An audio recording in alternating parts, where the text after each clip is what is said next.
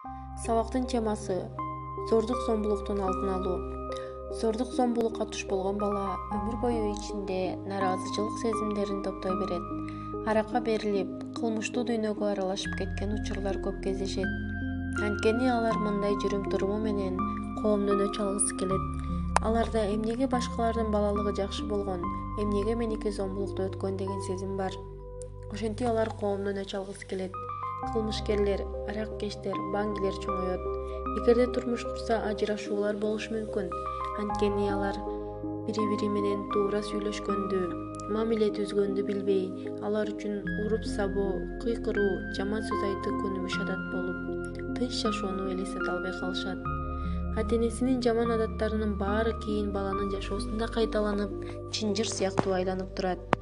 Коомдогу көп бактысыз адамдардын катмарын балалык кезде зомбулук көргөндөр түзөт.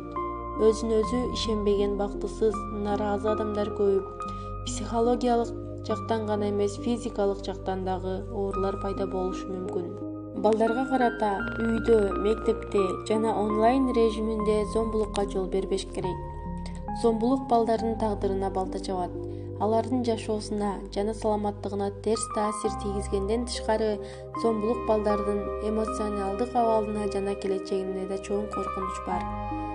Зомбулук муундан муңга өтүшү мүмкүн. Себеби зомбулукту көргөн балдар муну кадыресе көрүнүш катары кабылдашы ыктымал. Балдардын 73% үй бүлөдөгү ташбоор жана тоготпогон мамиледен жапа чексе, 37% мектептеги зомбулуктун курмандыгы болот.